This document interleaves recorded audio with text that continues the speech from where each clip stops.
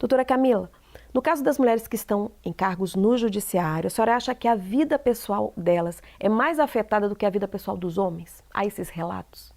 Sim. Primeiro que a gente colheu esses relatos, né, da própria pesquisa da AJUF, foi um dos primeiros passos da comissão AJUF Mulheres, foi ouvir as magistradas, né? E um dos relatos que sempre surgem, e surgem em conversas mesmo, questões que a gente vê na prática, que eu mesma senti, né, e sinto, é essa questão do duplo deslocamento. É porque você tem a sua família estruturada, como a maioria das pessoas que trabalham, né? Mas nós, magistradas e magistrados também, eu acho que os homens também sofrem com isso, nós temos que voltar, ir e voltar do interior pelo menos 2 vezes na carreira, né? Quando você ingressa na carreira e quando você se promove. Então, isso é algo que dificulta, e há relatos de colegas que nós conhecemos que evitam a promoção, né, para evitar esse deslocamento. Isso é uma dificuldade. Então, eu vejo talvez esse como uma das maiores dificuldades mesmo que a gente sente, né? E muitas vezes, por conta da nossa estrutura familiar, né, nossa estrutura social ainda, é muito mais difícil para o homem acompanhar a esposa do que a mulher acompanhar o marido, né?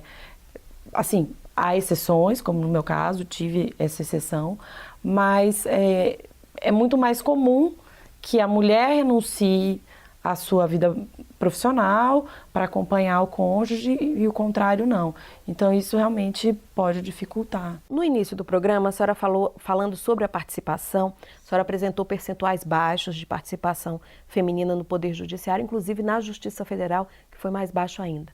Há que se falar, é possível falar nessa situação em preconceito diante desses números? Olha, eu acho que às vezes a gente liga a palavra preconceito a situações de violência, uma situação vexatória. No nosso meio, né, como magistrada, gozamos de igual respeito entre os colegas. Assim, eu acho que talvez poucas colegas possam relatar alguma situação que tenha se sentido realmente aviltadas por um preconceito. Mas o que a gente identifica, e isso surge de muitos relatos mesmo, são preconceitos velados, preconceitos implícitos, que estão muito ligados a questões muito estruturais, constitutivas mesmo da nossa sociedade, que causa um certo estranhamento uma mulher num meio tipicamente masculino, né? Então, assim, você já está num lugar que historicamente não é seu, né? Então, há muitas colegas que já notaram de quando estão na sala de audiências, chega uma parte para ser julgada, olha com estranhamento, às vezes faz algum comentário, nossa, a senhora é tão jovem, até como uma forma de disfarçar o preconceito pelo fato de estar com uma mulher.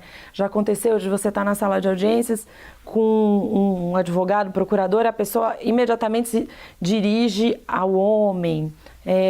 Outras questões assim na carreira, de relatos de colegas que, quando foram se promover, houve muitos questionamentos, assim, mas o seu marido vai lhe acompanhar? Mas o que seu marido acha disso? Como a senhora vai fazer com seus filhos, colegas gestantes, mas como é que a senhora vai trabalhar com esse barrigão? Coisas que são impensadas. Se perguntar para um homem, ninguém pergunta para um homem, com quem você deixa seus filhos para ir trabalhar? O que a sua mulher pensa do seu trabalho? Ninguém fala isso para um homem. Então são preconceitos implícitos que a gente ouve, acaba até naturalizando, mas que a gente tem que se questionar, né? Até que ponto isso é realmente natural e se isso não é mesmo um preconceito. Vamos falar agora um pouco sobre a Resolução 255 do Conselho Nacional de Justiça que o Conselho editou no ano passado. Ela é uma política, né, para incentivar essa participação institucional feminina. Como é que a senhora avalia essa iniciativa do CNJ? Essa iniciativa do CNJ foi muito feliz, né? As conselheiras que capitanearam isso elas, junto com a ministra Carmen Lúcia, que na ocasião era presidente do Supremo, e foi uma ocasião em que a cúpula do Poder Judiciário estava sendo presidida por mulheres, né? Uma exceção, uma raridade, e foi um momento muito feliz para nós, magistradas, com a instituição dessa política, porque ela representa um reconhecimento de que algo precisa ser feito, de que existe um problema, não adianta falarmos que não existe, que há uma igualdade de fato, porque não há, né? Senão não seria necessária a instituição dessa política.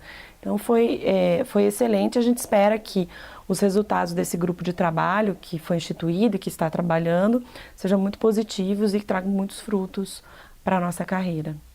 TRF, são 5 em todo o país. Como é que se dá essa participação na avaliação da senhora? Como é que está ocorrendo essa presença feminina nos tribunais regionais federais?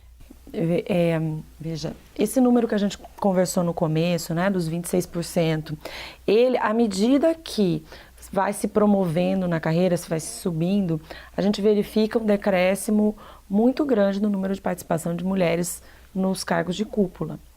Isso é o que a gente chama do teto de vidro, né? As mulheres, às vezes, elas quebram barreiras, né?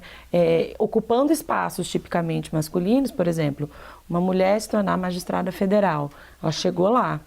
Porém, quando se fala em subir na carreira, almejar cargos, né, desembargador, promover a titular, a desembargadora e depois chegar aos tribunais superiores, a gente verifica que há uma dificuldade maior, né? Porque os números são dados, né? Os números não mentem. E aí, isso esse GT do CNJ, os estudos que a AJUF Mulheres tem feito, é justamente para tentar identificar quais são os motivos desse teto de vidro, o que está impedindo a ascensão das mulheres. Certo, doutora. O TRF da 5ª Região, somente uma mulher fez parte da composição. Hoje não tem nenhuma representatividade feminina, quer dizer, não tem mulher nenhuma no TRF da 5ª Região. Por que isso? Veja, também é uma dúvida que todas nós temos. O TRF da 5ª Região é o menor tribunal dos TRFs, né? Ele é composto apenas por 15 membros, perdão, e já somos em menor número, inclusive percentualmente. Se na Justiça Federal como um todo somos 26%, 27%, lá caímos para 20% aproximadamente. Então já somos menos mulheres. Estamos trabalhando para isso, né? Para tentar identificar quais os motivos, chamando as magistradas à participação, a integrar as comissões. Criamos a Comissão Rejuf Mulheres, que é uma comissão parceira da AJUF Mulheres, mas com a intenção de identificar as especificidades da nossa carreira lá na 5ª Região.